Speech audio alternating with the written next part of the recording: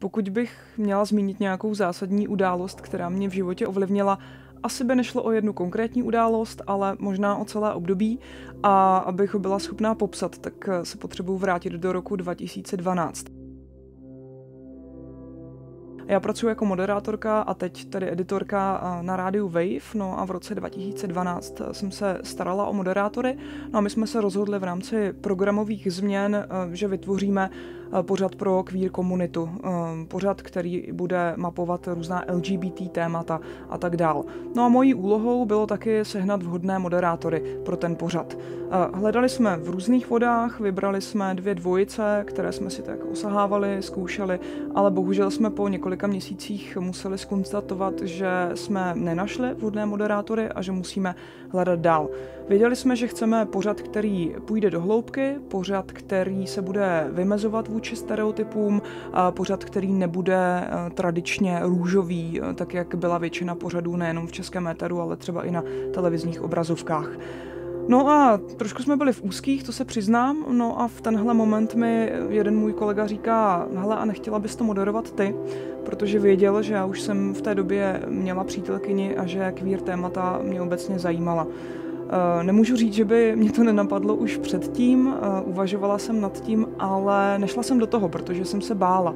Bála jsem se, že dostanu nějakou nálepku, bála jsem se, že najednou lidi uvidí víc do mého soukromí, že budu nějak zaškatulkovaná. Nechala jsem si celou tu věc znova rozležet v hlavě a vlastně jsem zjistila, že vůbec není čeho se bát a že je potřeba do toho jít, protože prostě jde o důležité věci v životě. Takže jsem se rozhodla, že si k sobě přiberu vhodného moderátora, kolegu, no a tím se na základě několika doporučení a pak i zkoušení v praxi stal Josef Rabara, nejenom skvělý moderátor, ale taky skvělý člověk. Takže společně jsme několik let Queer připravovali, no a stihli jsme rozebrat řadu témat, ať už se to týkalo různých lidských příběhů, osudů, ať už se to týkalo různých výjimečných událostí, různých názorových proudů, změn legislativy a tak dál.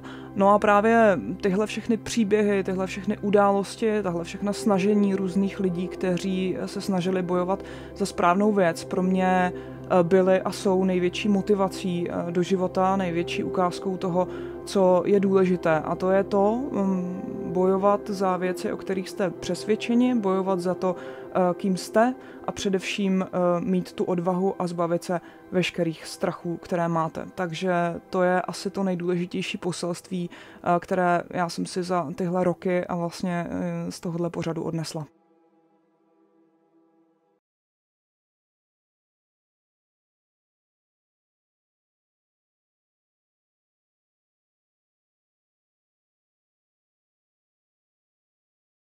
A jaká životní událost nejvíc ovlivnila tebe? Neboj se o tom taky mluvit.